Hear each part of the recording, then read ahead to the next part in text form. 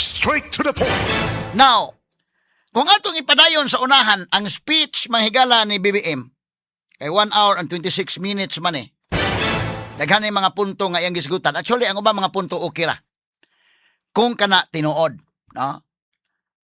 Og matuman kana mga punto nindot. Katong punto may galabot sa kurente nga kananaang di na nato ipasa mahigala ng mga balayranan dinha mga kagalaan sa kininiang kurente mga sukit ti paminaw sa nagisgot sad siya mga higala og about sa pagpaubos sa mahigala niining mga balayranan mga kagalaan labi na ang pag-adapt unya og naisgutan sa ang nuclear power plant mga sukid ti paminaw no lain ni mahigala nga kuan. So nakakuha og standing ovation kadto man to mga higalang pag-anunsyo ni Romualdez. Lain nakakuha og standing ovation kadto ng kuan gianunsyo sa presidente ang pagtangtang na sa systems lost charges. Kana announcement pa lang na ha. Ang atong gipaabot nga matinuod na. So doon na po standing ovation na. Okay ra nang puntuha diha. Onya doon na pa sa daghang ipangisgutan pero dili pa ta mo adto sa daghang ipangisgutan. Gahapon doon ay wa mo attend sa SUNA. Si Vice President Sara Duterte wa man mo attend sa una nga mga SUNA wa man mo attend sad. Gahapon wa sad mo attend. Og doon na po yung mga senators nga pagkabuntag diha pero pagkahapon wala na mo tambong niini mga higalang State of the Nation address ni PBBM. Straight to the point. Ila po ning katungod mahigala nga sa motambong. Gahapong adlaw sumo ni mga pictures mahigala sa minority. Kining minority group sa mga senators pila naman sa kabuk na habilin 2, 4, 6, 8 na lang. Kay ang ilang kauban si Batuwa naman din ha, tago-tago. Si Marcolita, si Jinggoy, dunay tulo na 11 sila kabuok. Ang minority 11, ang majority 13, manang 24 ka mga senators. Straight to the point. So nagpa-picture ni mahigalang minority senators, 8 sila kabuok. Pero ang nitambong sa kininiang kuan, SUNA kagahapon, as per report mahigala sa Philippine Daily Inquirer, ako lang ning i-quote mga kaigalan, although dito ang ato mga reporters sa mahigala sa DZXL, pero ako na sa mahigalang tagapagtagad, Senate President Pro Tempore Vicente Soto wa po tambong day. Senator Panfilo Lacson wa po tambong. Asa Senator Bam Aquino? Oh, okay. So dili lang sa minority day wa manambong. Doon na day po yung mga senators nga wa mo tambong. Okay. Mura siguro mahigalag wa na sa mo tambong mahigala at least.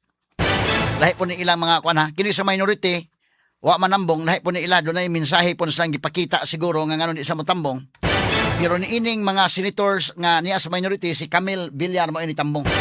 So sa majority di ay sa akong ipacheck ni Inday Maris Tito Soto, Bam and isa tong usa day Tito Soto, Bam ug Lacson. May wa manambong. Okay, maghisgot ra bag corruption unya. Naunsa man tong investigation sa Blue Ribbon nga wa man matiwas. Okay. So sa minority kining maong mga kuan ato lang ipaklaro siguro dong ya wa to lang linginan ng usa dong. Kana Okay. So minority nga mga senators si Bungo wa mo tambong, wa makit-i dito, si Mark Villar wa makit-i. Si Pia Cayetano, si Loren Legarda, Amy Marcos, Alan Peter Cayetano, Ruben Padilla. Base sa report sa Inquirer, si Camille Villar lang ang nitunga. So what dito mutunga smart? Na yung report sa Inquirer may gala no? More than half of the 24 senators were notably absent during President Ferdinand Marcos Jr.'s 5th State of the Nation address on Monday. Subot pasabot nga, subras katunga sa 24 ka mga senador ang notably absent. Naklaro mahigala nga wa mo tunga. Sa gipahigayon nga SUNA ni Presidente Marcos kagahapon. Only Senator Camille Villar from the 11-member Senate minority attended the SUNA. Straight to the point.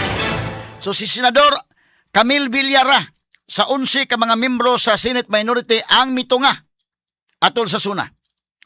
The 10 minority senators who either skip or were unable to attend the SUNA were Senate Minority Leader Alan Peter Cayetano, wa mo tunga.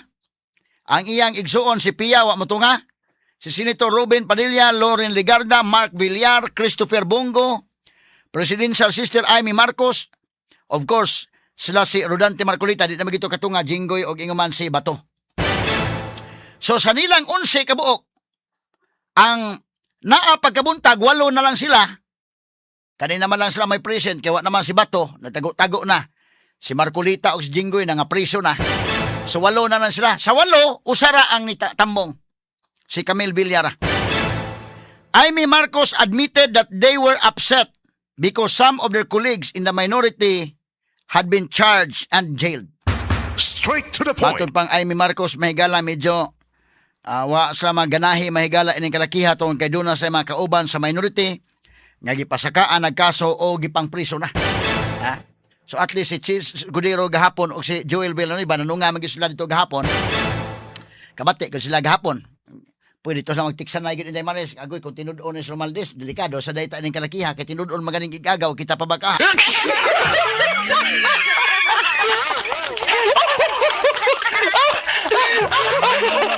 Di pa yun kayo kampante ni kalakiha si Cheese o si Joel ining kalakiha kumaohon.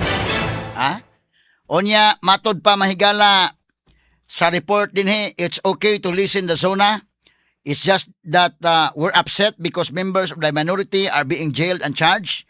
That's the only issue. I feel like I can't accept that. I really have hard feelings about it. Matod pang ay may mga kagalaan. Dili sa maapil kay murag wa sa mga higalay maayong gibati anang ang iya mga kauban gipang kasuhan o gipang priso.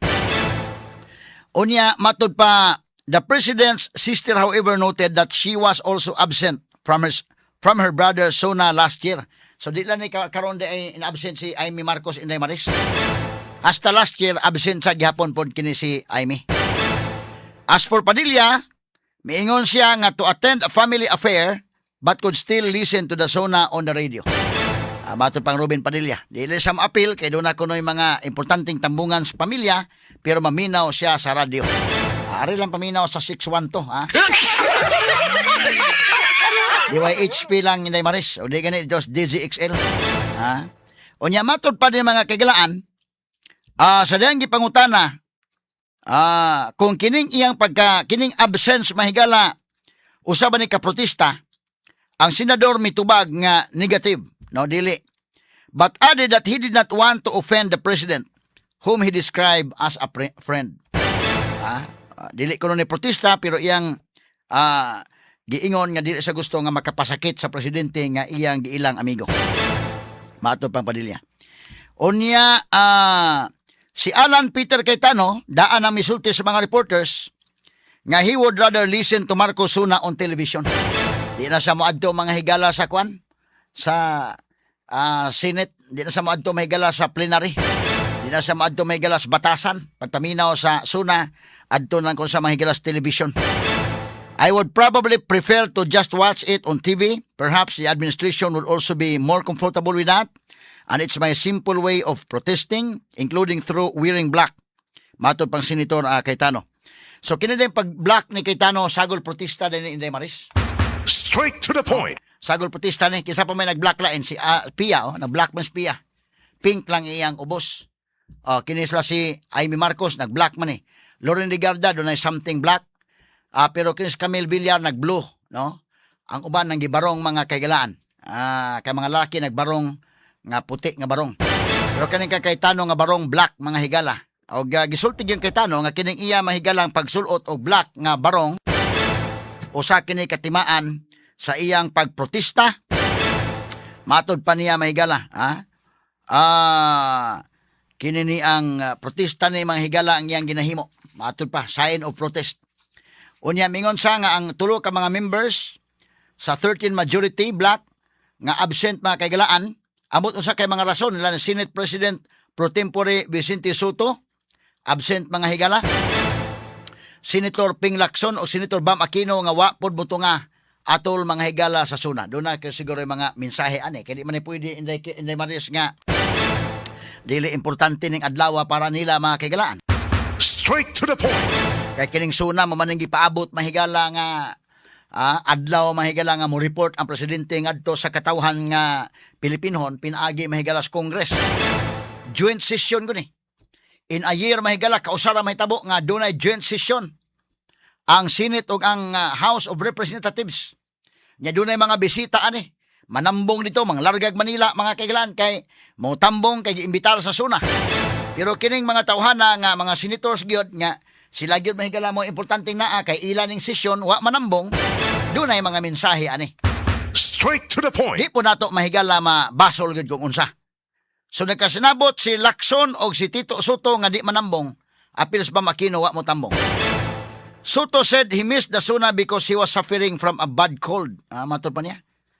Wa kuno siya makuan sa suna. Unya murag kuan siya.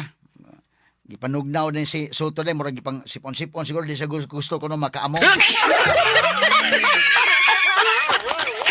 Nga si Lacson ila pang gikuha ang habig po ni Lacson o ni Aquino may labot silang pag-absent. Unsa may rason ni Lacson nga ni absent o inguman si Bam Aquino unsay rason nga ni absent basig paliha po silang gipang sipon bakag unsa man.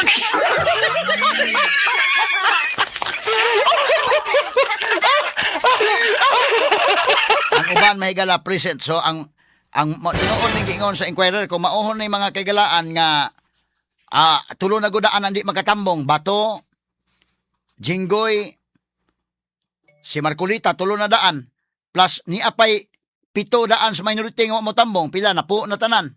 Unya di apa mahigalay tulo nga sa majority nga wa mo tambong 13 mo nang mas daghan ang wa mo tambong kuno sa nanambong. Straight to the point. Nga mga senators mas daghan mga higala no mo ni nga medyo kuan gyud ang suna kagahapon murag mas daghan sa mga senador ang wa manambong kontra sa nanambong. Ang uban mga higala nanambong dito pipila lang. Ang duha mahigala sila si kuan. Ang duha ka Tulfo ni tambong. Dito mga kagalaan unya kinini ang sila si Risa Ontiveros, Kiko Pangilinan nanambong sila. O uban pa mahigala nga mga kuan. Si Cheese o si Joel nanambong na siguro. Pero paminaw ko si Joel adto gahapon makabati itong istoryaha nya tinud-on to mga kagalaan og si Cheese. Murag kuyaw-kuyaw sa tunila kam kunahuna man sila nga og tinud-on gyud ang igagaw mahigala ilang tinud-on mga kagalag pasakag kaso. How much more ning dili mga igagaw?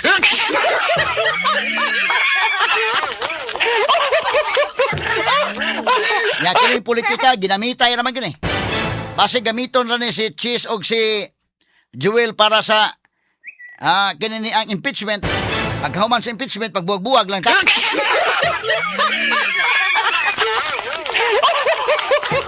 Agi ta ni katawa mahigala pero kining uban ato lang isgutan ugma kay tungod sa tong panahon nga napupos man kasama nga case.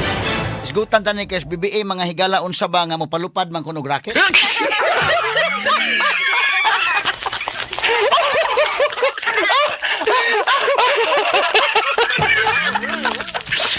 Dili ka kuyaw ng project mahigala mo palupad tag racket nga wa magani magkadimaon ning atong ginagmayng BRT ra gani.